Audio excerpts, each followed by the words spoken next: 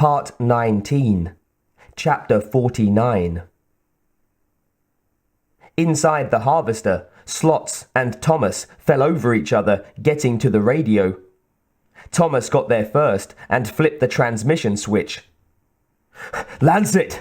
Come in, Lancet!" Slots, standing just behind Thomas, heard a banging sound on the entry port and made sure he had his carbine. "Hurry up, Thomas! I don't know if the door will hold him." "I'm trying," Thomas said, "but I've come up with nothing so far." The antenna," Slots said. "It came down with the suppressor gun when the alien slammed into the ship." "Oh man, that's just great," Thomas said. "So we can't transmit, and it's 2 hours before the next shift comes down." "Maybe we can hold out." Slots found a fresh magazine in his pocket, ejected the spent one from his carbine, and snapped the new one into place. The hammering suddenly stopped. The men heard a sound of metal ripping. "He's tearing off the lock cover!" Slots cried. "Nobody can do that," Thomas said.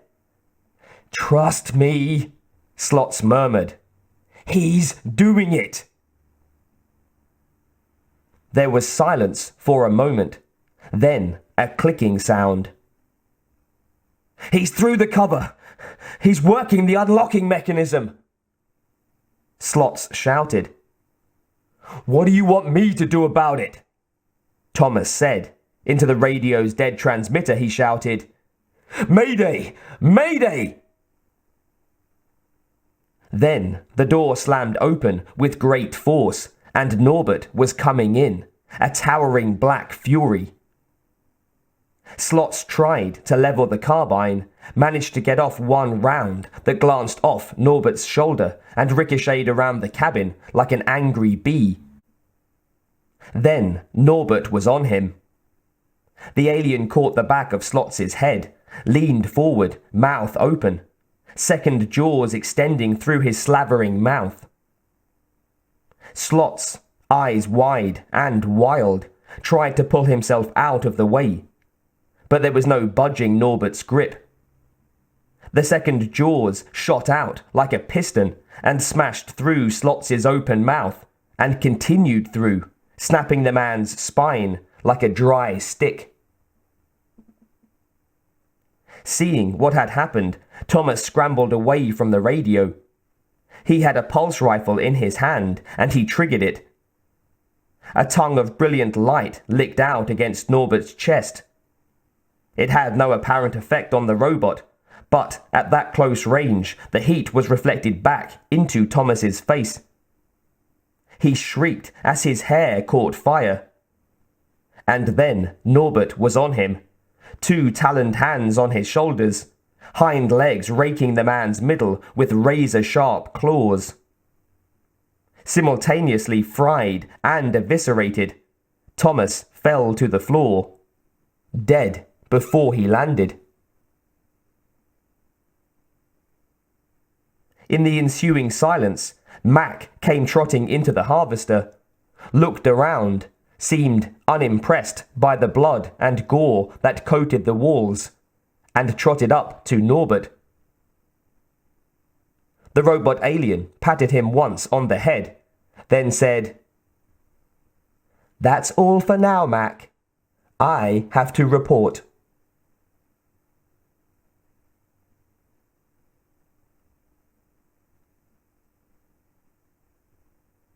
The interior of the harvester was a shambles. There were bits and pieces of crewmen scattered all over the struts and the inner bracing members. Bright arterial blood lay in puddles on the metal floor. Blood lapped at the corners of the room, and the self-cleaning units were clogged with it. Mac sniffed around, whimpered, then barked excitedly. He was getting a lot of mixed signals. Finally, he decided something was wrong, but he'd have to let somebody else figure it out. He found a corner and lay down with his muzzle on his paws. Norbert came along behind him, stopped, and surveyed the damage he had caused. Stan, back on the lander, was following visually. His voice was low. He was coaching Norbert. "You're doing fine, Norbert. We want to check out the whole ship for possible damage. You're really quite violent once you get started, aren't you?" "Not intentionally, Doctor." Julie leaned over Stan's shoulder. "What's that in the background, Stan?"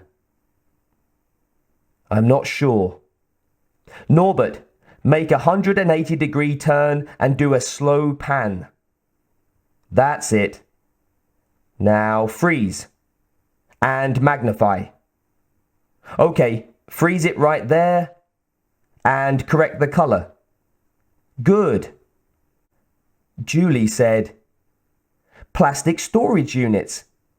Each of them would hold, what, 5 liters?" "More like 7, said Gil. "There are hundreds of them stacked there," Stan said. "And more on the other side of the hold." "Are they royal jelly?" Julie asked. "Can we be absolutely sure of that?" Stan replied, "There really seems to be no doubt. What else would they be filled with? Cloverleaf honey? The harvester is packed with the stuff. They must have been just about ready to take off back to the Lancet. Good thing we got here when we did." Julie laughed. "They've done our work for us, Stan. We're rich." Stan grinned. "We'd better not start trying to spend it just yet. Norbert, have you completed your assessment of the damage yet?" "Yes, Dr. Myakovsky." "Any problems?" "I'm afraid that in the fight, this unit here was destroyed." Norbert indicated the interior suppressor gear, which was strewn around the cabin, most of it broken into fragments of crystal and plastic. "Ah well," Stan said. "Can't make an omelette without breaking eggs, as some famous man once remarked. Do you know who said that, Gil?" "I'm afraid I don't," Gil said. "And here I thought you knew everything. Well, well." Unexpectedly, he began to giggle. "Stan," Julie said, "what's the matter?" Stan pulled himself together. "Whom the gods would destroy, they first make mad." I don't suppose you know who said that either. Well, never mind. Of all the stuff you could have destroyed, Norbert, I'm afraid you picked the worst. I think that's the interior equipment for the ultrasonic suppressor." "Are you certain?" Julie asked. "How can we know for sure?" "There ought to be a serial number here somewhere." Stan examined the bits of twisted metal. "Yes, as I thought. Now we need to go to the next step." "Is that difficult?" Julie asked. "Easy enough. Norbert, give me a picture through one of the portholes."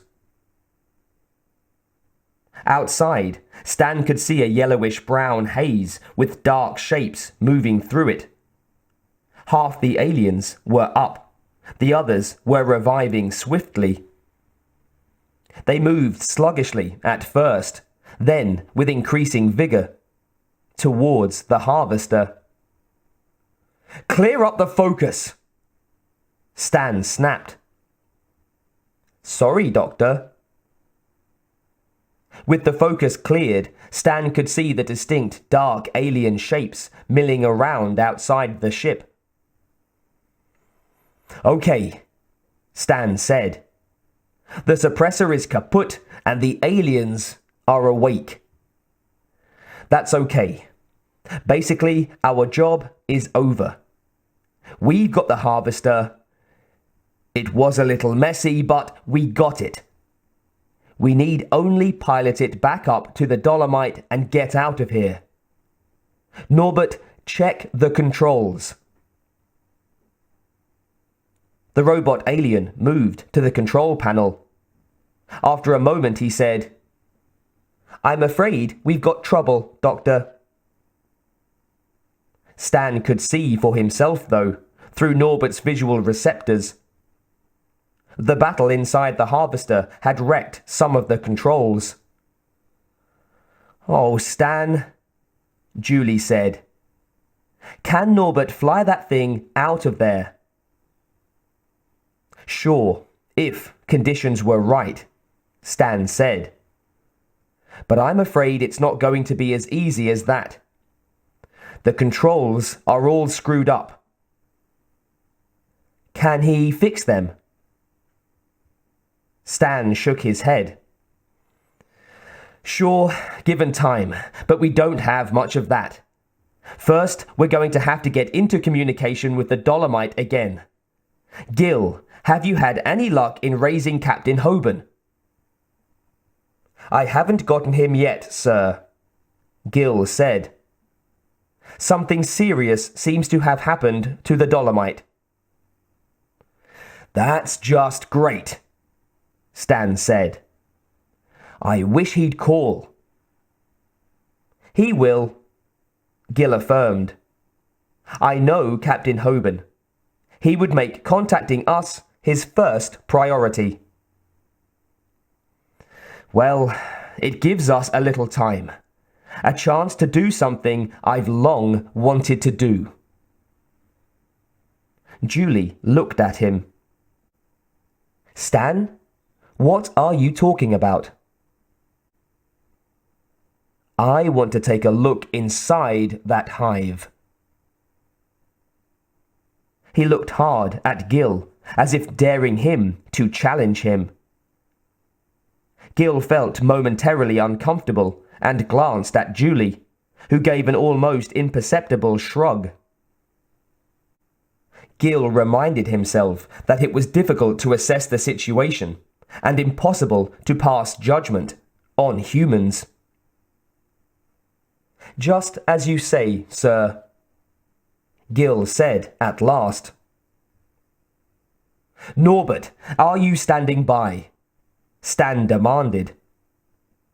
I am, Dr. Myakovsky. Okay, I take it all your systems are functioning properly. All my readings are in the green, Norbert reported. Is your suppressor working properly? Norbert checked.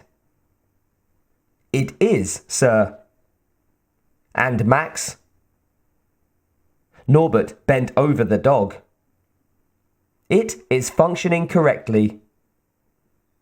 Then turn it off and open the harvester port. Sir? Norbert, are you having a synapse failure?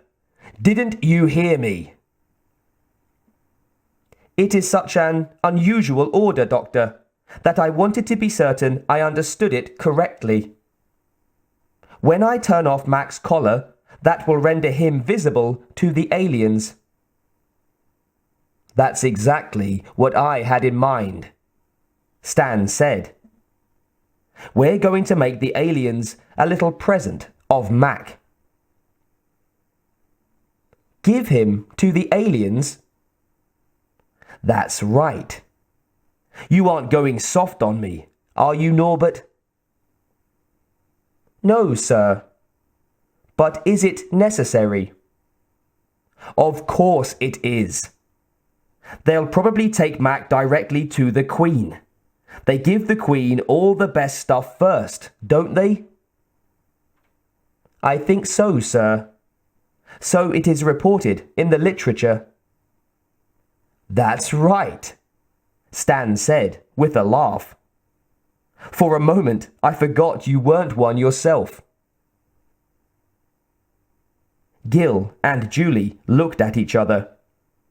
Gil frowned slightly and looked away. Julie pursed her lips. She didn't much like what was happening. But what the hell, it was no business of hers. Stan explained, Mac will represent food to them, a tasty little morsel fit for a king. Only in this case, it's a queen. That's who they'll take Mac to. And you, my dear robotic friend, will follow them. Protected by your own suppressor, they won't even see you. Without suspecting a thing, they'll lead you through the labyrinth to the royal birthing chamber. Through your eyes, I'll get the first pictures ever taken of the queen of this hive. I'll be doing a unique service to science. That's worth any number of little dogs like Mac. He's just a common mutt, but you, Norbert, are unique. Stan turned to face Julie and Gil. Light glinted off his glasses. His face was drawn, his voice, high and strained, rose as he asked, Does anyone here have any objections? Gil looked away and didn't answer. Julie looked faintly annoyed as she said, Give them Mac or a kennel full of mutts. It makes no difference to me. But would you mind telling me, just to satisfy my own curiosity, why are you doing this? It's the only way I can be sure of getting Norbert into the hive quickly without him having to spend God knows how long looking for a way in. The outside of the nest is sealed against the weather, as you might have noticed. Did you check that out? The aliens must have a whole system of tunnels for getting in or out. There must be 100 miles of tunnel in something that big. This way, I'll have Norbert lay down an electronic path. Gil said, What purpose will that serve, Doctor? 2 at least, Stan said. First, with Norbert videotaping as he goes, we'll provide science with an invaluable record of life inside an alien hive. And second, we can come back here whenever we like to collect more jelly. Now you're talking, Stan, Julie said. I knew you weren't just anti-dog. Of course not. As a matter of fact, I'll have Norbert try to rescue Mac when they've reached the Queen's chamber. That might not be possible, Gil said. Stan shrugged. Let's get going. Norbert, do it.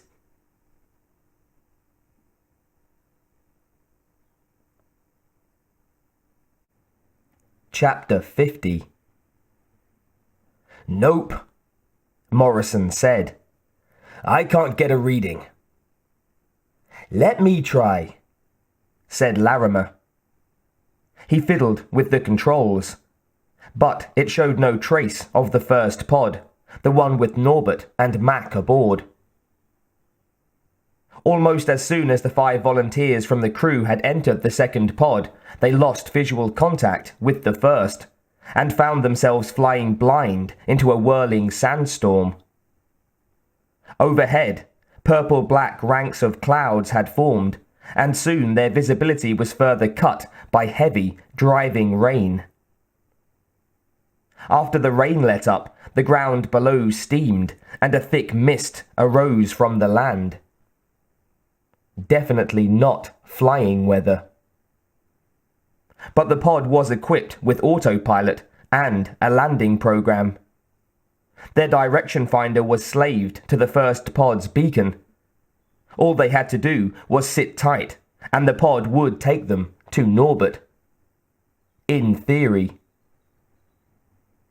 In practice, the autopilot was unable to compensate for the driving wind, a wind that roared loudly enough to be heard inside the pod.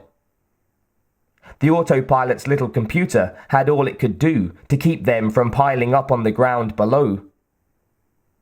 It brought them down safely. Then the comedy of errors began. First, Larimer, who had been entrusted with the radio, found out that it would not transmit or receive. Not enough power, maybe. Or maybe interference from the electrical storm overhead. Maybe it had even taken one bang too many during their hectic descent. "Well," Morrison said, "they can probably find us, even if we can't find them." "Are you sure of that?" Sky rubbed his bald head nervously. "Sure, I'm sure." Morrison spoke with a confidence he didn't feel. "They'd want to retrieve the pod anyhow. Those things cost money." Ikanu looked up. "No," he said. "Pods are considered expendable. So are crew, sometimes." Not a cheering thought. "Anyhow," Morrison said, "all we have to do is find Norbert. The professor isn't about to abandon his favorite toy." That cheered them up a little. Morrison brought out an electron detector and tried to tune it to the trail Norbert was supposed to leave.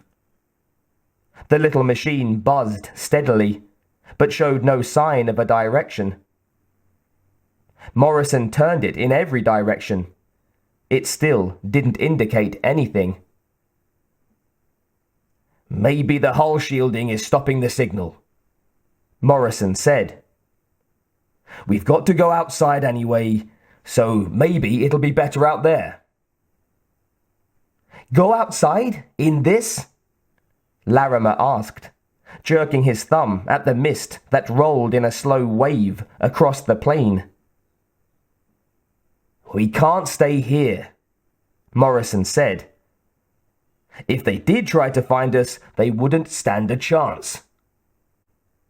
Our only hope is to find Norbert and await pickup with him and the dog."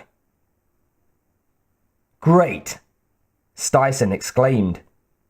"What about if we run into aliens?" "We've got our weapons," Morrison said. "And we have suppressors. What more could you ask for?" The others grumbled, but it was obvious that they had to make a move. First, Morrison told them to check their weapons, and there was a clatter of metal on metal as they shoved magazines into their carbines and set the plasma burners on standby. "Ready?" Morrison asked. "Okay, here we go." He cracked the hatch. It opened smoothly, and they stepped out one by one onto the plain. The first thing they discovered was that they couldn't see worth shit. It wasn't quite as bad as that, actually. About 3 feet of visibility, Styson estimated. Cautiously, they stepped out of the pod and tested out the land. It was solid underfoot. Moving only a few feet away from the pod, they formed a circle around the electron detector and tried to get a reading. The thing buzzed, and the needle swooped erratically, but there was no definite and unambiguous signal. At last, Morrison decided to follow the biggest needle deflection and hope for the best. "It's this way," he stated. He didn't know where he was going, but he knew they had to go somewhere. He was beginning to think that this volunteering hadn't been such a good idea. The bonus had sounded good, but you don't get to spend it if you're dead.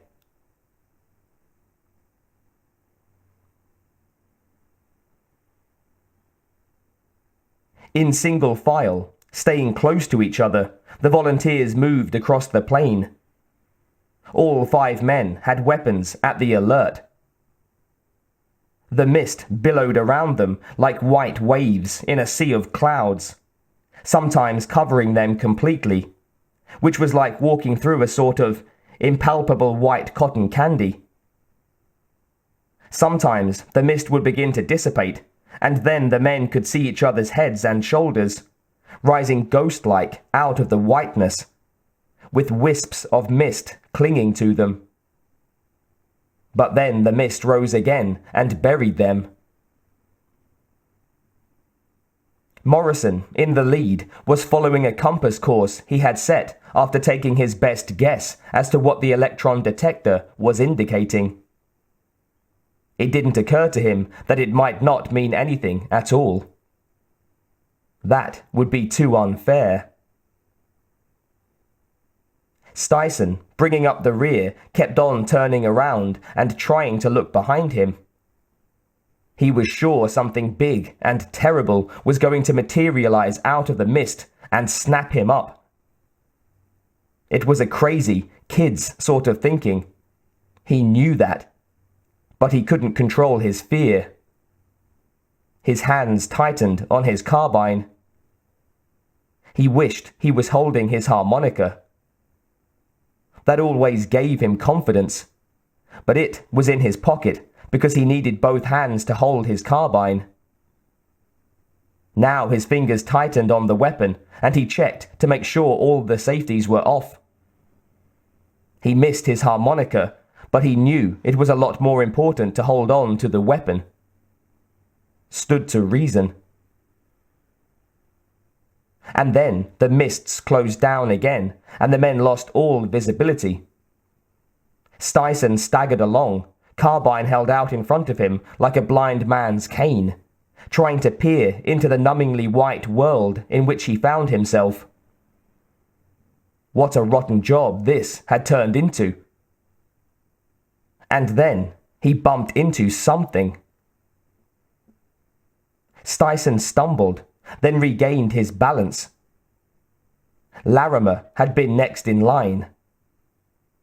He called out, "Larimer, is that you?"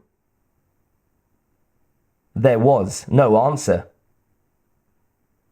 Whoever was ahead of him was just becoming visible, a dark shadow in the pale glimmer of the surrounding mist. "Whoever it is, try to keep the pace up," Styson said. "We need to get out of here. Who is that anyway?" He reached out and poked what he thought was Larimer on what he thought was Larimer's shoulder. There was a movement, and then the shape ahead of him turned.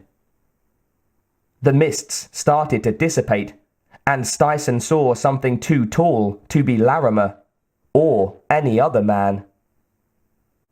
Something so tall that he had to crane his neck back to see it. No mistaking what it was now. It was an alien, and there was something about its quick, questing movements that decided Styson that this was not Norbert. This was the real thing.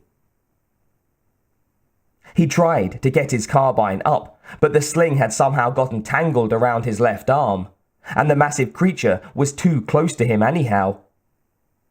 He closed his eyes and made a quick, fervent prayer. Moments later, he opened his eyes.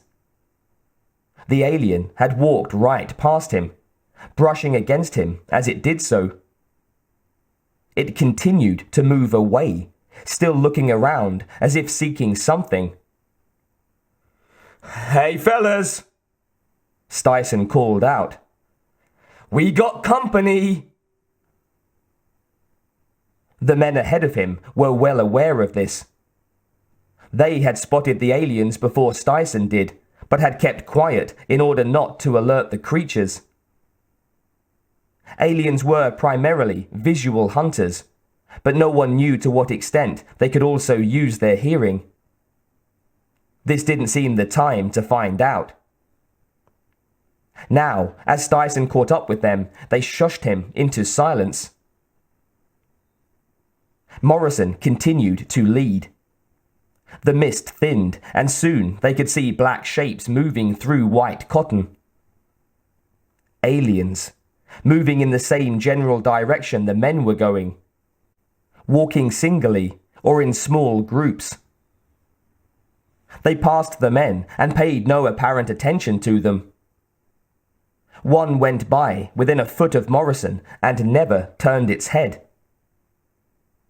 Morrison was starting to feel a modest confidence. And then it happened. The mist closed down again. The men fumbled their way forward, fighting to keep their balance. And then there was a loud gurgling sound, followed by silence. "What was that?" Morrison asked. "Damned if I know," Larimer replied. "Is anyone missing? Call out your names, but not too loud." 3 men responded to Morrison's request, but the 4th, Sky, did not answer. Morrison risked shouting, Sky, are you there? Sky! Nothing. "Watch yourself, boys," Morrison said. "I think we've got trouble." It made no sense, Morrison thought, but it seemed like an alien must have grabbed Sky, broken his neck before he could do any more than gurgle, and taken his body away. The suppressors were supposed to hide them from the aliens, but Sky was definitely gone. So one of 2 things.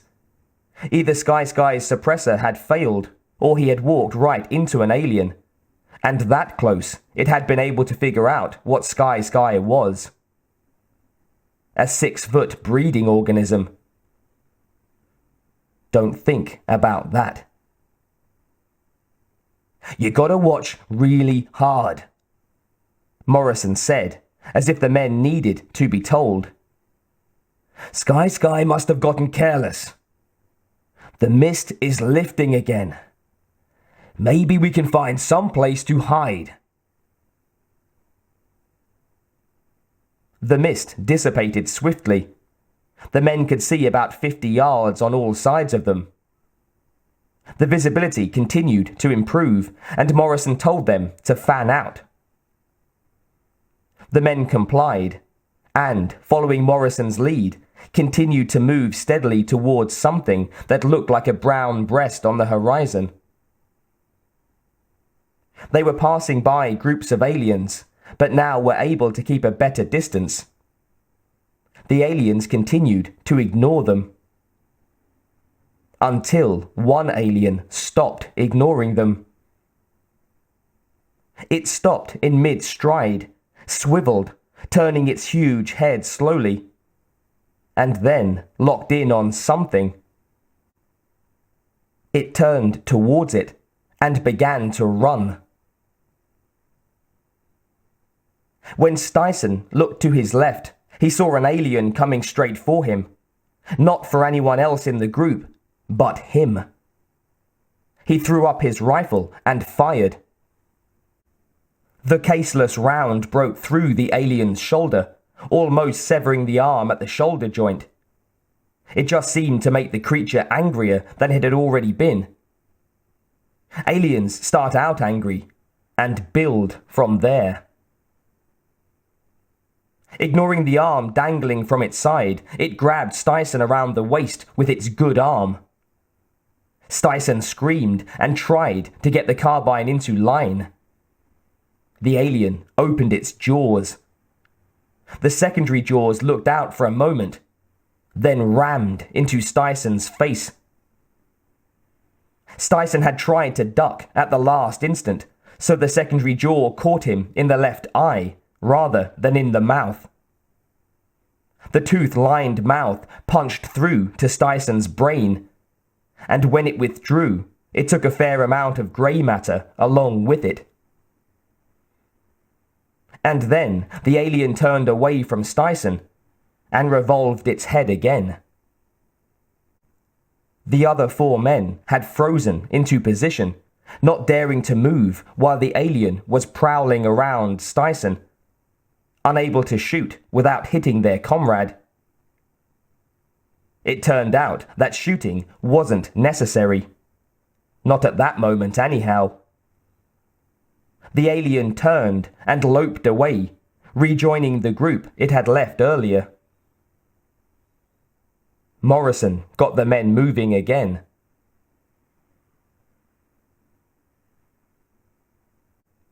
Chapter 51. Their breathing space was short. Aliens continued to stream past the 3 crewmen, but now some of those closest to the humans were slowing down, turning their heads this way and that. Morrison prayed that they had stiff necks or something, but no such luck. 2 of the aliens turned away from the stream and started towards the group. After a moment, a 3rd one joined them. "Shit," Morrison said. There was no doubt where that bunch was going. Straight at him. He started firing when they were still 30 yards off, then pushed the selector and fired a grenade. In fact, he fired off all his grenades, something he hadn't meant to do. But he wasn't used to these weapons, which were military style. The grenades went lobbing into the air, and most of them came down behind the aliens. Morrison's last one hit an alien in the chest, and, a moment later, exploded in its face. The alien was thrown backwards by the force of the explosion. He picked himself up, but his face, such as it was ruined. His mouth was gaping open, and through his jaws protruded the smaller secondary jaws. They hung limp at the end of their muscular tube. The tube appeared to have been bitten through. The alien was not out of it yet, though. Shaking its head, it moved again towards Morrison, limping but still deadly. Morrison didn't have time for that one yet. The 2 closer ones were coming up fast. He took the one to his left, blasting caseless projectiles into its chest.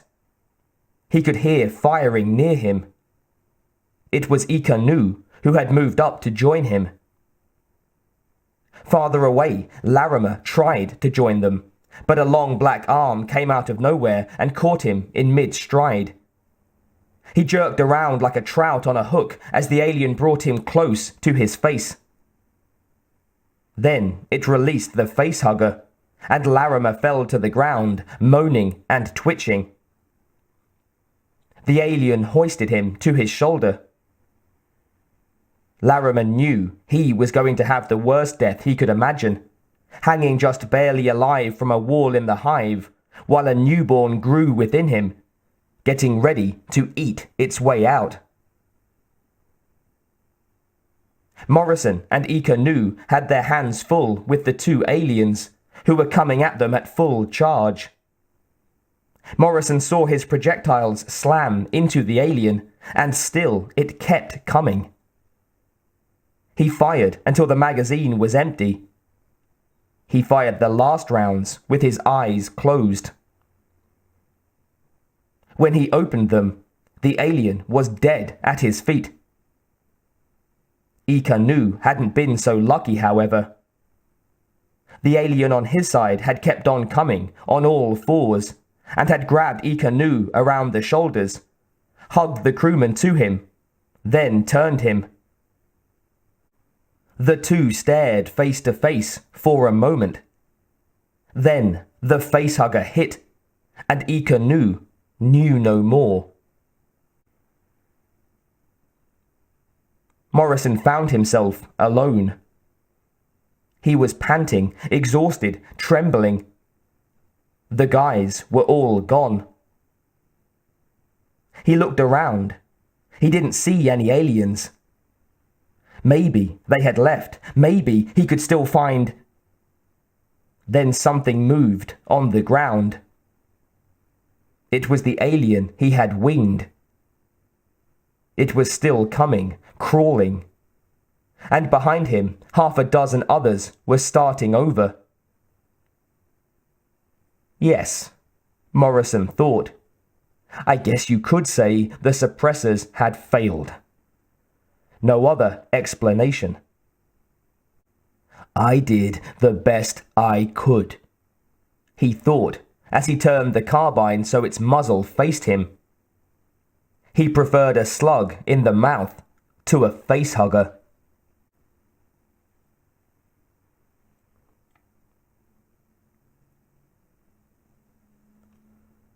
The harvester's entry lock gave way under repeated blows from the outside. The door flew open.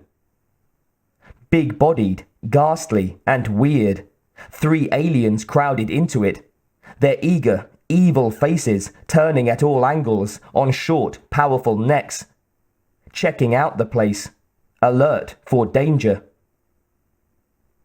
They ignored Norbert, protected by his suppressor. The dead crewman from the harvester required no attention.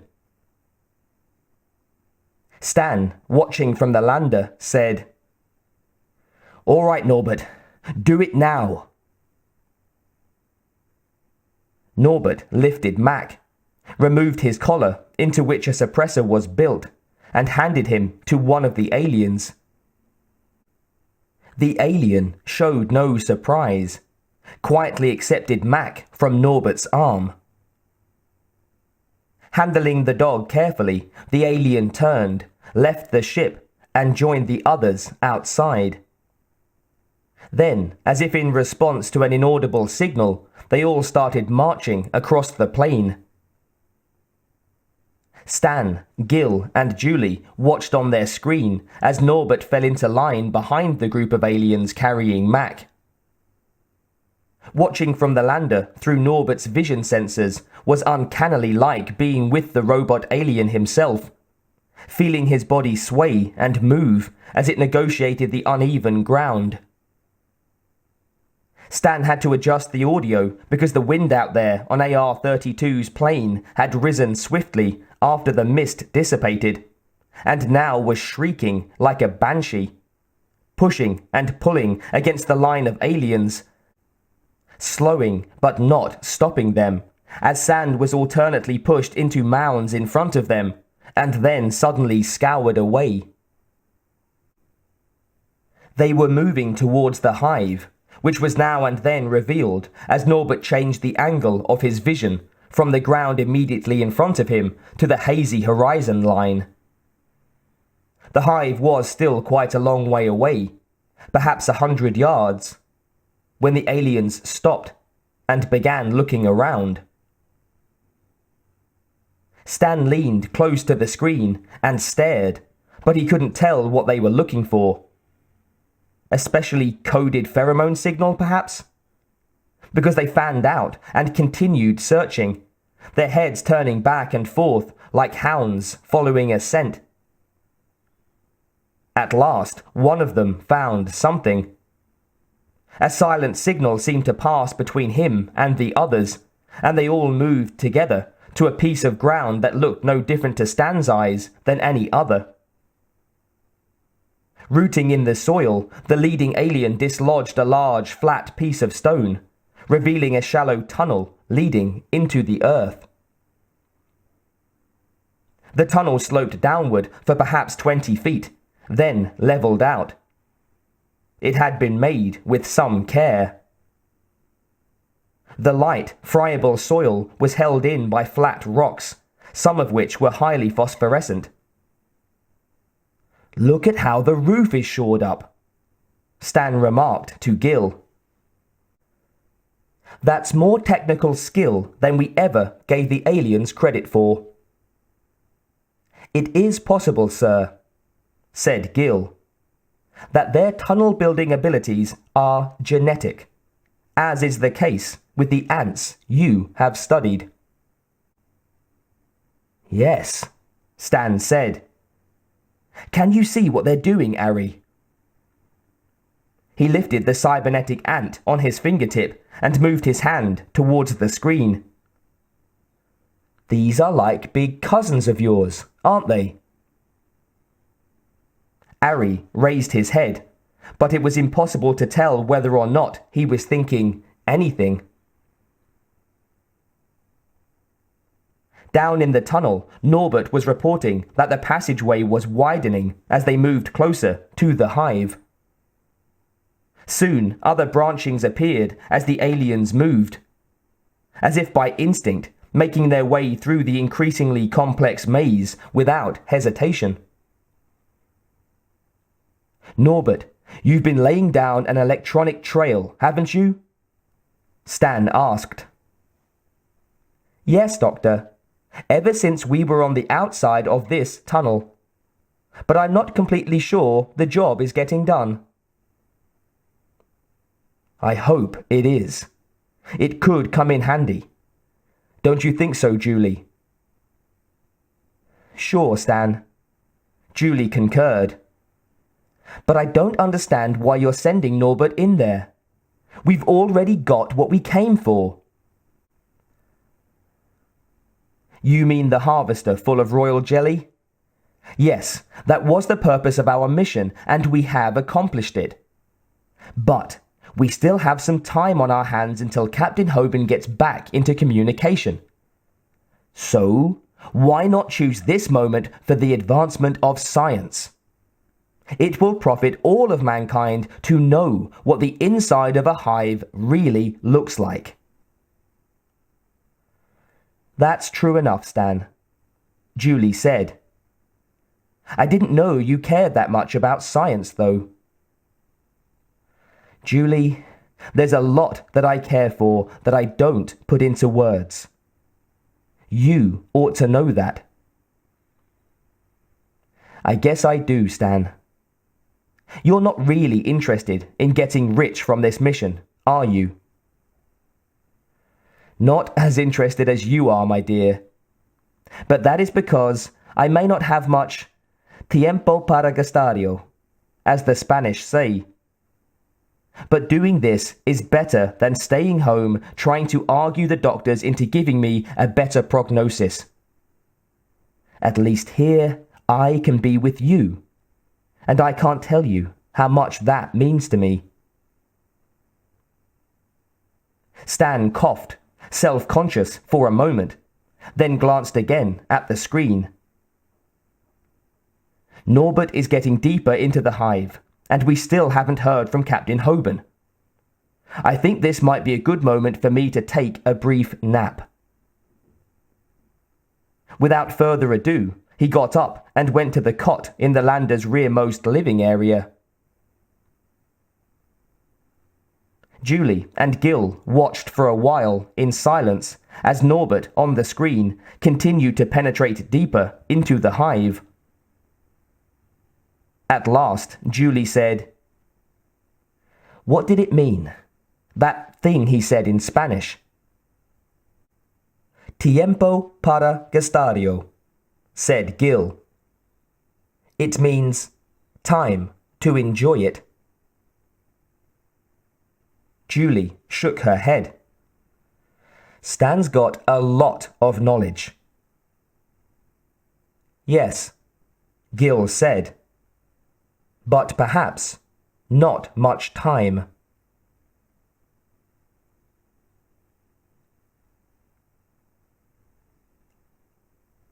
There were 4 crew members with Red Badger as he set up his next plan.